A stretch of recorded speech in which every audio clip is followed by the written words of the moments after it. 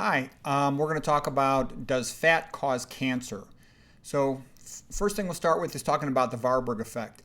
The Warburg effect comes from Otto Warburg. He was a chemist, and he, in his laboratory, discovered that he's working with tissue culture in vitro, that whenever he decreased the oxygen supply to the tissues by 35% or more, he could induce cancer. So he could routinely induce cancer by dropping the oxygen supply to the tissue culture, multiple different types of tissue culture. He won the Nobel Prize in 1931. And in Otto Warburg's opinion, hypoxia means lack of oxygen. It's also, the medical word is ischemia.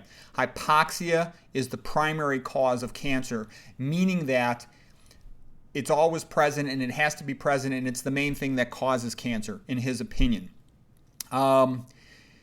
What is cancer? Cancer is when a cell de-differentiates. Cells in the human body are part of organ systems. For example, a liver cell is part of the liver, and it does things that the liver does. It detoxifies chemicals, it makes bile, it maintains blood glucose during fasting, that sort of thing.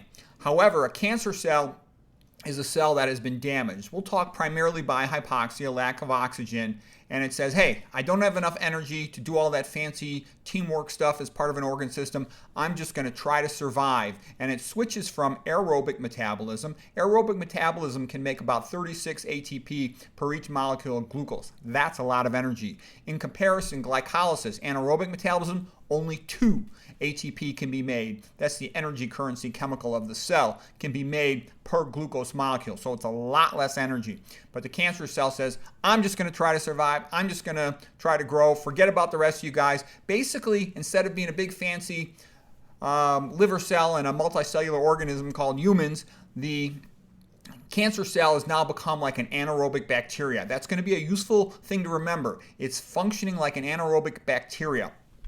Okay, so does fat cause cancer? Well, fat does a lot of things consistent with causing cancer. Cancer can be caused by damage to DNA. It can also be caused by damage to the mitochondria. Mitochondria are like the energy factories of the cell. That's the primary spot under normal conditions with oxygen metabolism where ATP is made. And fat is able to induce hypoxia, to limit oxygen delivery to the tissues, which can damage the mitochondria. Mitochondrial damage can lead to increased reactive oxygens. That's the so-called oxidative stress, and that can also damage DNA. So one of the main general ideas to get from this entire talk here is that fat causes hypoxia. Hypoxia can injure mitochondria, and that can lead to cancer. So that is initiation of cancer, phase 1 of cancer. Phase 2 of cancer is tumor promotion. That means something that makes the cancer cell grow. If a cancer cell sits there and doesn't do anything, it's of no harm. We don't know it's there. We can't even detect it. Okay? However, when a cancer cell starts to multiply and replicate, that is tumor promotion, phase 2 of cancer. Phase 3 is widespread invasion and metastases. Okay? So by understanding cancer, you have a better chance to prevent it, okay? And that's really good to know. All right, so remember this. Fat causes hypoxia, which can cause cancer. Animal protein is a major tumor promoter.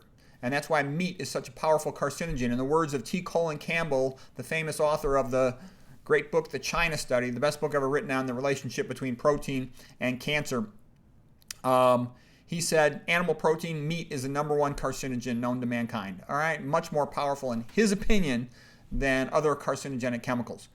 Otto Warburg said the respiratory system, which they didn't have a word specifically for mitochondria like we use today, the mitochondria injury he felt was irreversible. Not everyone really thinks it's irreversible, but just so you know, it is thought, according to Otto Warburg, that it was irreversible.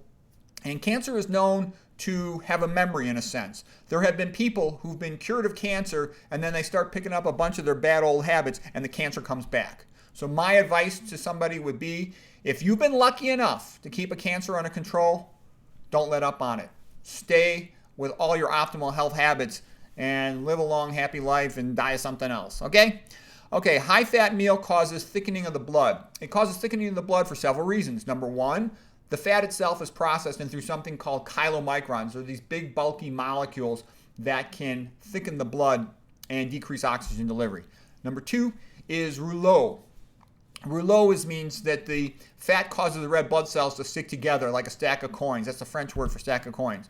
Number 3, it is triglycerides. The triglycerides are an independent cardiac risk factor, and they also thicken the blood and decrease oxygen delivery to the tissues. We talked about this in more detail, the exact mechanism, and we'll talk a little bit here today, but in more detail in the atherosclerosis lectures, atherosclerosis parts 1 and part 2, especially part 1.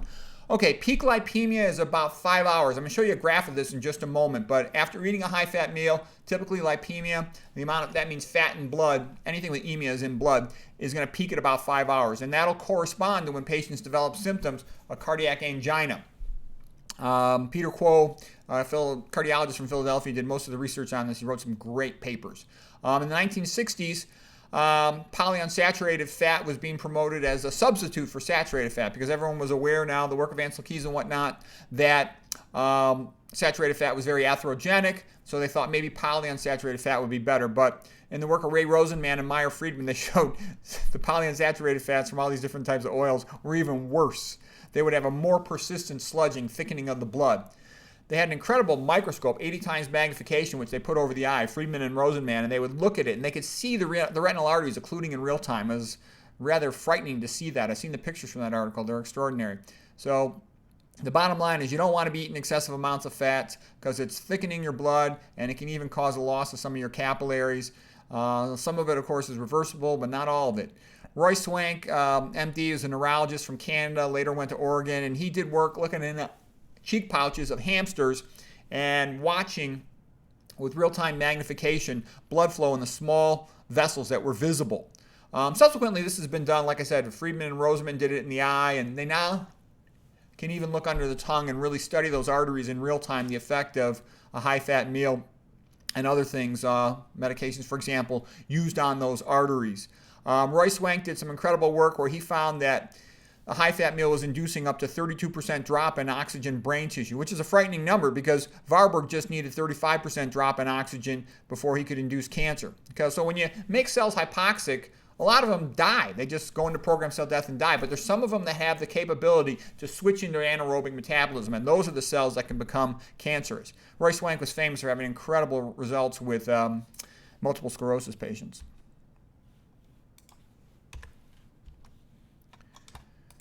Okay, so the next thing is animal protein is a tumor promoter. Now, in the book, The China Study by Colin Campbell, he goes over this in great detail. He's got videos about it, but some of the points I wanted you to get here was Colin Campbell had found that it was actually the rich kids in the Philippines that were getting liver cancer from the aflatoxin in moldy peanut butter. Okay, it was not the poor kids that were eating plant-based diet. It was the rich kids who were eating a lot of meat.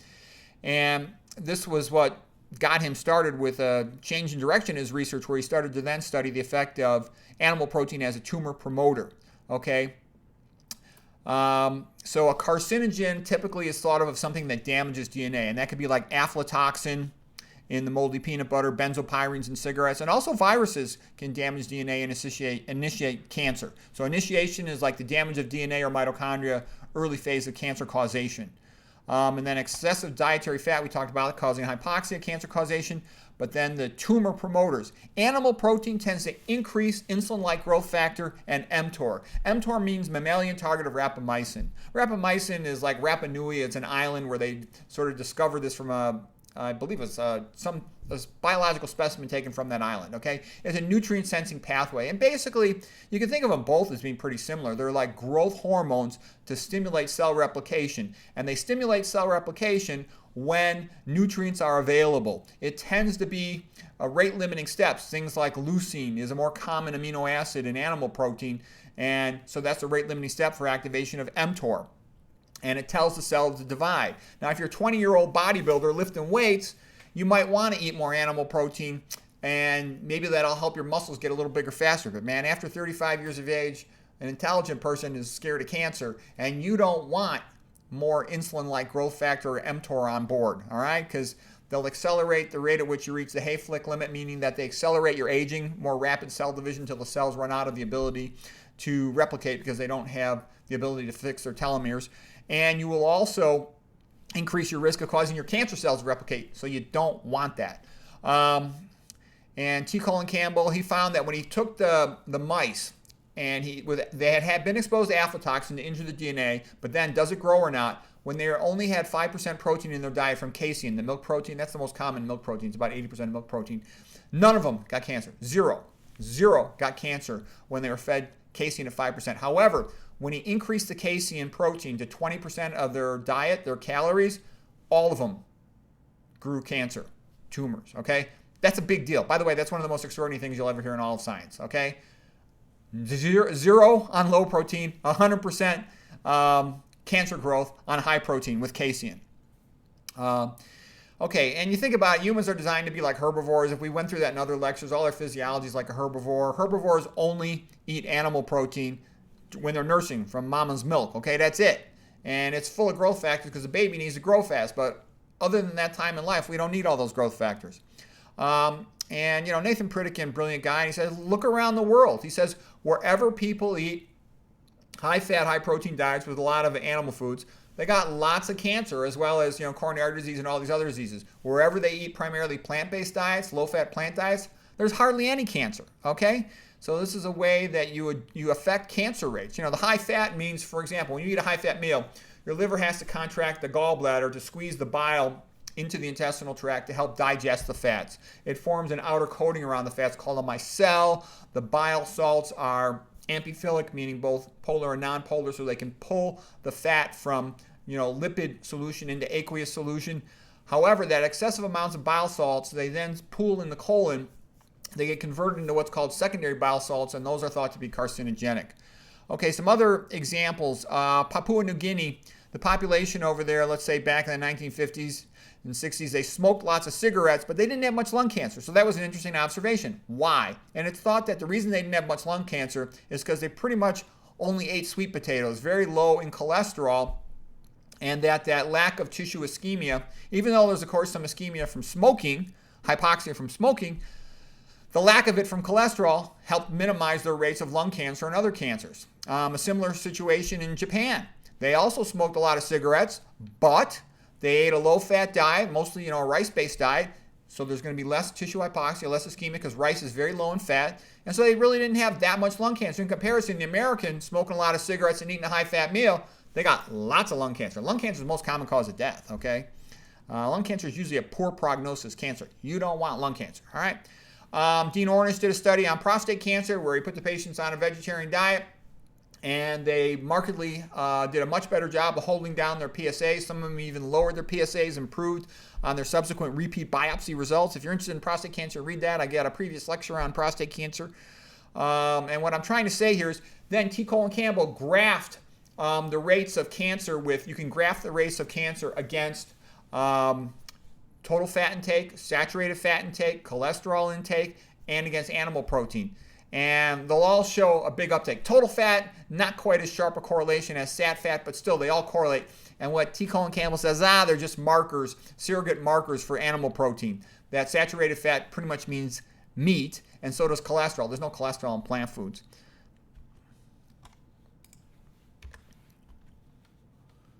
Okay, now, does animal protein promote cancer? Yes, there's incredibly strong evidence that animal protein is a cancer promoter, tumor promoter.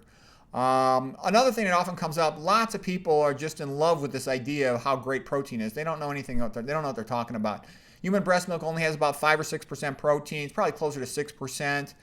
There have been studies, how do you feed poor people as cheaply as possible and keep them healthy? And they found you only need to feed them about 2.5 to 3% protein. Animal protein has a different amino acid composition than does plant protein. Animal protein has more leucine, more lysine, and more methionine than does plant protein.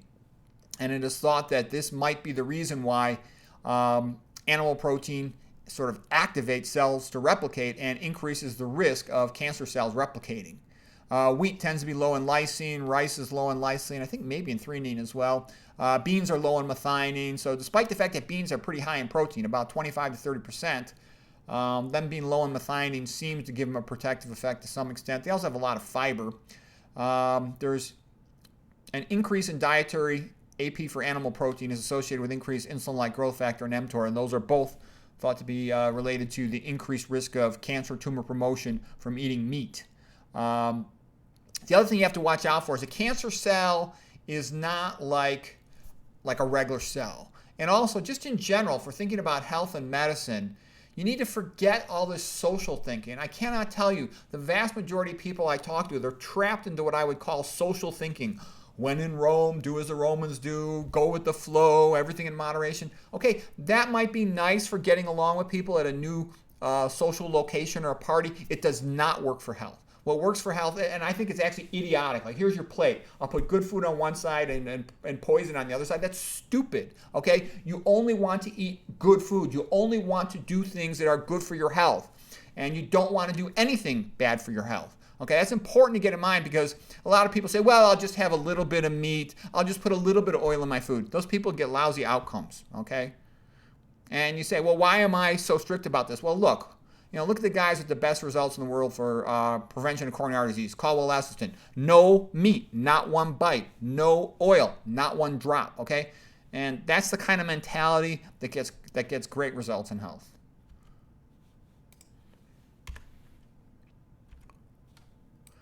Okay, dietary fat, what are some of the other reasons why it's an increased risk for cancer? Well, first of all, the more fat there is in the diet, the highly likelihood the person is going to become obese. And then when a person's obese, their fat tissue tends to have the enzyme aromatase, which converts testosterone into an estrogen, and that will then, having higher estrogen levels, increases the risk of breast cancer, increases the risk of endometrial uterine cancer, increases the risk of prostate cancer. Also, when a person's fatter, they have increased risk of getting diabetes. And just the high-fat meal, the lipids themselves in your blood postprandial after eating will cause insulin resistance. Insulin resistance means the pancreas has to make more insulin. Well, the hormone insulin is mitogenic, meaning that it stimulates mitosis. It increases the rate at which cells divide. That's why insulin-like growth factor is carcinogenic tumor promoter. So is insulin, okay? And people who eat high fat have higher insulin levels.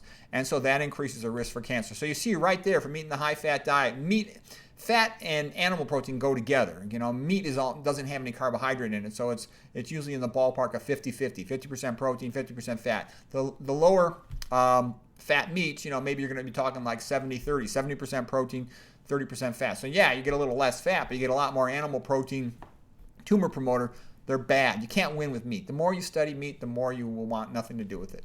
Okay, with diabetes, the immune system is impaired. An immune system protects you from cancer. So the last thing in the world you want is to worsen diabetes or cause diabetes and then decrease your immune system's ability to protect you from infections and from cancer. Remember how I said cancer cells almost like an anaerobic bacteria growing inside of you. And the same things that help prevent that from growing will quite often, they're not exactly the same, but they're enough alike that the metaphor is useful.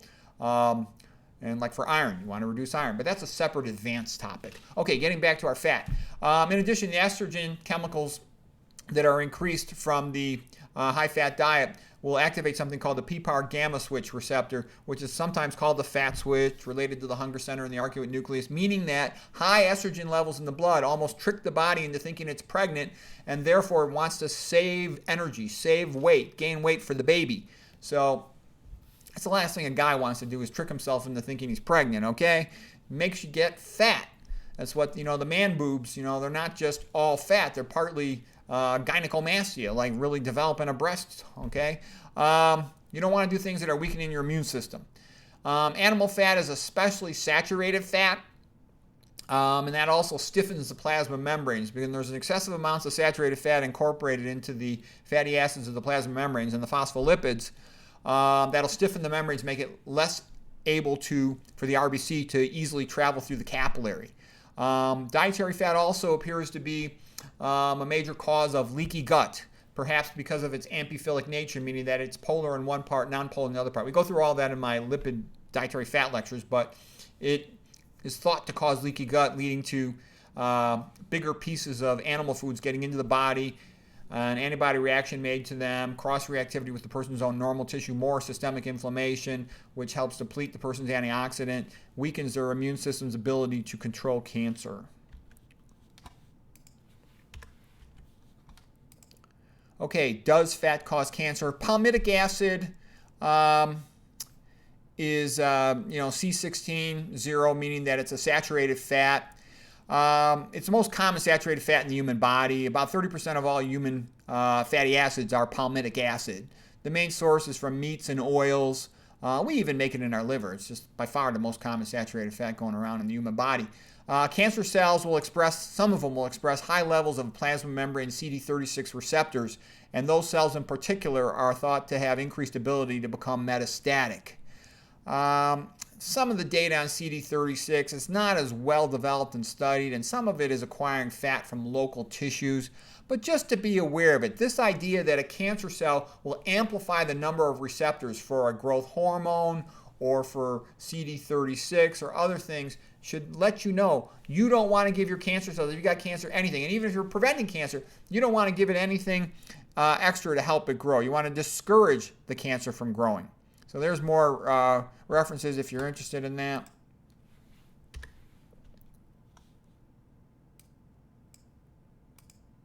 Okay, high cholesterol is associated with increased risk of cancer, in part because it just goes together with a high-fat diet, with a high-meat diet. But it is thought that the cholesterol can sometimes get hydroxylated at the carbon number 27. So it's 27-OH is 27-hydroxy cholesterol, and it can have an estrogenic-like effect. And it can also then, anything that's estrogenic can increase the risk of breast cancer or prostate cancer. So you don't want that. So by keeping your cholesterol levels low, by minimizing your intake of meat, for example, and processed food's got a lot of lipid in it, you will decrease your risk of having high levels of 27-hydroxy cholesterol. And these things also help a woman to have better prognosis, it is thought, with breast cancer.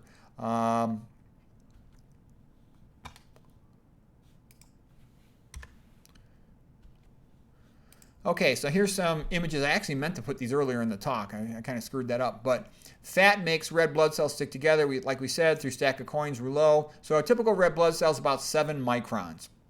And 7 millionths of a meter. All right.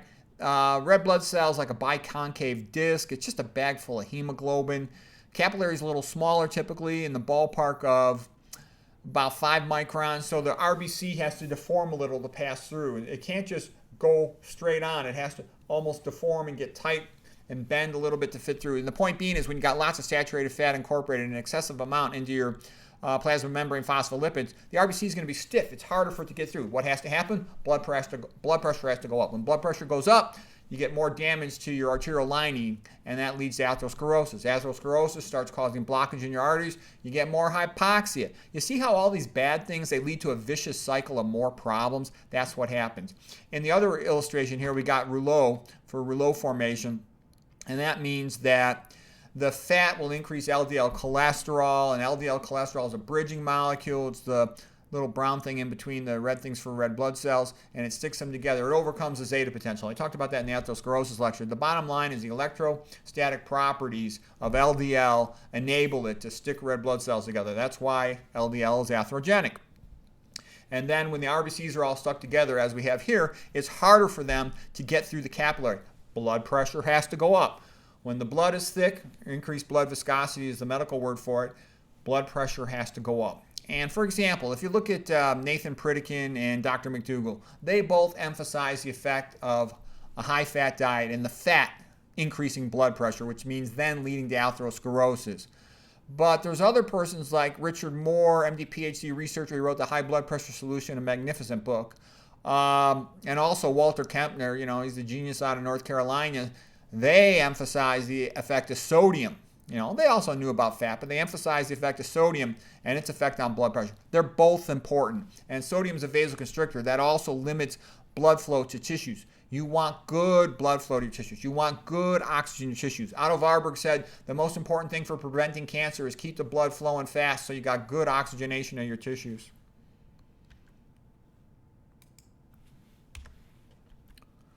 Okay, now here's the graph from Peter Kuo's research. I meant to show this earlier, but here's the graph. And there's basically 3 lines here. So we've got a plot of fat in the blood, and the higher the fat, it'll go up in this direction vertically. And then time is along the bottom line in hours. So here's the point. The peak spot right here for the black line is peak lipemia. They checked in the patient's arm every 30 minutes. They drew their blood lipids to check what their cholesterol level is, the triglyceride level. And what they found is the chylomicrons, they found that the lipids in the blood peaked at about 5 hours. Okay, and a lot of that was saturated fat. And Back in those days, you didn't have to get much permission to do research compared with nowadays. So Peter Cole, a cardiologist, had a whole bunch of patients with known cardiac angina, meaning that they get chest pain, okay? Stable chest pain. And he fed them high-fat meals. And right when their lipemia peaked, they had the peak incidence of getting chest pain and chest tightness. So he was basically intentionally inducing cardiac ischemia in cardiac angina patients. Okay, you can never do that nowadays. You'd be afraid the patients would die. Okay, so anyways though, but in the name of science, he found out that right when their lipids in their blood peaked was right when they got their main, most intense and most frequent cardiac angina episodes. So that's really good indicator that that's when they had the peak ischemia. Their EKGs became abnormal. There's another study where they checked EKGs doing this. And then that was like in the 1950s. Then with the big push in the 1960s to have more unsaturated fats, try all these different oils, so to speak, even. This experiment was repeated, and they found that the unsaturated oils were even worse. They stayed high in the blood with sludging in the blood for a prolonged amount of time. Meyer Friedman and Ray Rosenman also studied this, and it would keep on going past 9 hours. All the researchers wanted to go home. The experiment that would never end. Okay, so then there's the green line down here at the bottom. So we got the three lines. The black line is the saturated fat primarily. The red line is primarily unsaturated fat, and then the green line over here is for no fat in the meal. When there wasn't any dietary fat, they never spiked their lipids, no anginal episodes. So that's really important to know. To protect yourself from coronary artery disease, most common cause of death, myocardial infarction, you want low blood lipids. To protect yourself from cancer, you want low blood lipids. Basically, to protect yourself from tons of diseases, you want low blood lipids. That's a major theme of this lecture and of the experts who've really studied nutrition, okay? You read the work of Caldwell Esselstyn, Walter Kempner, Nathan Pritikin. You're going to see, it really helps to keep your lipids low. Okay. All right, now one thing that comes up, well, doesn't fish oil thin the blood? And, fish oil, it might have a little bit of an anticoagulation effect. It's pretty weak. One of the things I did as an interventional radiologist, we never paid any attention to fish oil. It never affected a single procedure, so it's a pretty minimal effect. And there's been a couple of research studies suggesting that it increases the risk of prostate cancer. I got a whole lecture on this separately, but I'm just letting you know I don't think fish oil is going to help. And other people think that it weakens the immune system and increases the risk in mice, certainly for metastatic disease. And it also causes increased insulin resistance, so it increases the risk, it is thought. It is presumed to increase the risk of diabetes. So I got separate stuff on that. I had a lecture on fish oil and omega-3s. Okay. Here's just a slide showing that there's a lot of omega-3, omega-6 fats, all that we need from the essential fats, which is the 18 carbon fat versions of linoleic acid and alpha-linolenic acid. And so you get plenty from meat and plant foods. You don't ever need to take fish oil or eat fish or any of that stuff. And there's no such thing as a fat-deficient diet. Like we said, you can keep people healthy with minimal amounts of protein and fat. As a matter of fact, in the references, there's a couple studies where they had patients on 0.7% fat. That means less than 1% fat. And it was the omega-6 fat. And what they found was the patients were perfectly healthy. And they did this with children too. For years, they kept them on these diets. These are phenylketonuria patients. They were growing great. They're doing well. So I don't even believe there's any type of good fat. Minimize your dietary fat. I have entire previous lectures on all the details, all this fat stuff. Okay, just a couple points about reducing your risk of cancer. Of course, same old stuff, low fat, low sodium. You want low sodium because sodium is a vasoconstrictor. That'll also decrease blood supply to your tissues, okay? Whole food. You want to avoid processed food. Don't eat any processed food, would be my advice. And then it's more alkaline, fruits and veggies. Exercise improves insulin sensitivity, decreases your risk of being diabetic. It also cleans out the extracellular matrix because it gets the lymphatic flow going. It's like a vacuum that pulls fluid, all the muscle contraction with exercise through the lymphatics. You want that extracellular matrix, the space around the cells, cleaned out. Have good stress management. Avoid caffeine. It's a stress equivalent. Get your sleep. Sleep deprivation is a stress equivalent. Stress increases the thickness of your blood because chemicals come out into your blood from stress, including increased fibrinogen, clotting protein, increased factor VIII, antihemophilic factor, increased von Willebrand factor, and the platelets are more activated, more thrombogenic. So stress is bad for vascular health. It's not as important as diet. Diet is the most important thing by far. And by the way, I think I've talked about this before. You can't outrun a bad diet. There's been a whole bunch of exercise fanatics like Jim Fixx, the runner. He wrote that book, Running. He was the editor of Runner's World or something. There was, Bob Harper, the famous celebrity trainer on TV. Code Blue, myocardial infarction. Luckily, they saved him. They couldn't save Jim Fixx. He died out running. Then the other guy, Alberto Salazar, world champion marathoner, he also has myocardial infarction, had to be resuscitated. There's tons of them. You'll see there's tons of persons who ate a bad diet and tried to run around it. They can't. You can't. Diet's by far the most important thing. And that's been shown too by the World War II data that, when there's rationing and you drop the dietary fat and meat intake, patients go way down in terms of their risk of death from myocardial infarction, and they have much less diabetes. Okay. What else? Some of the psychological stuff, attitude of gratitude, sense of purpose, that's all good.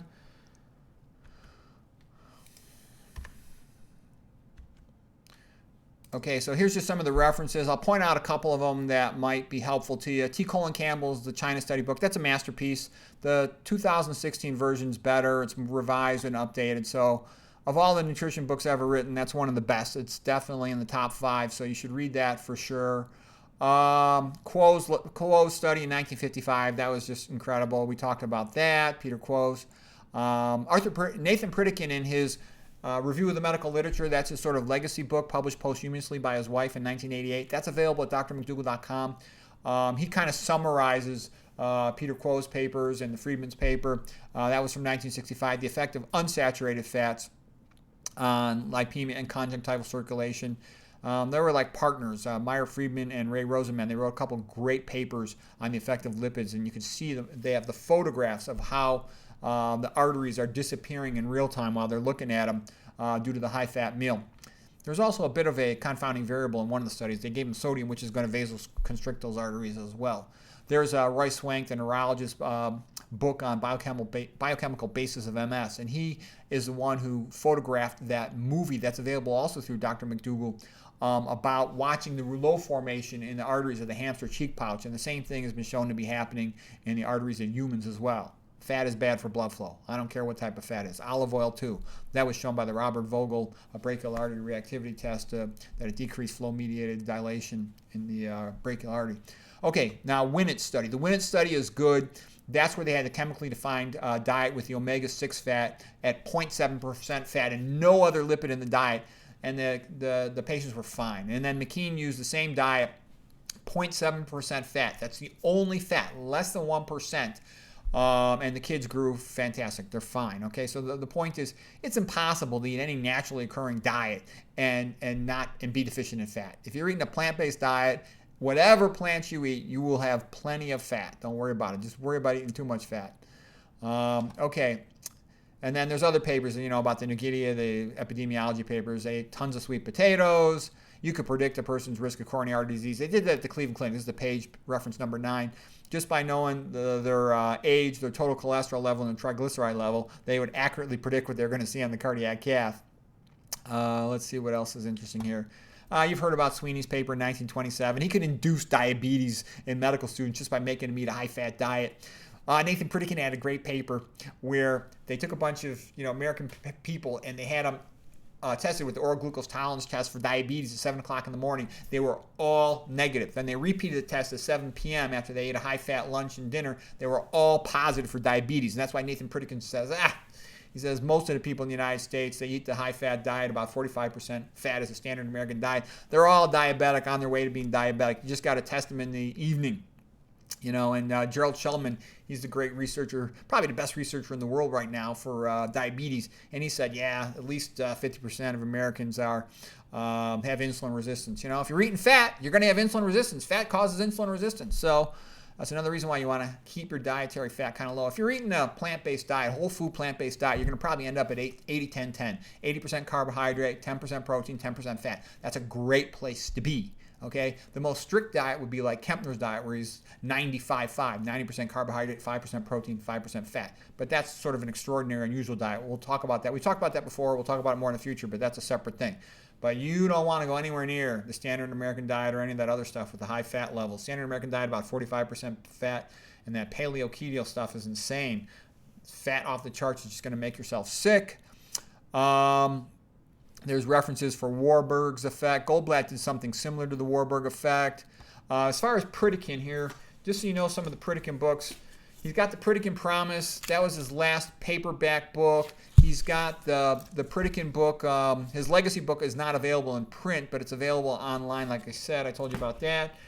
This is his best print book, in my opinion. It's called the Pritikin Program. And what I love about this book is you want to go to the back part where he summarizes the rationale for his diet and his decisions. And it's just like, the guy's a genius. And he goes through it systematically, why he recommends everything based on all the papers. And that was the best part of this book. And that's actually one of the most concise, well-written things I've ever seen on the subject of nutrition. That was the Brasky study about omega-3s and prostate cancer, number 16 reference. Okay, and that pretty much sums it up. I hope that was helpful.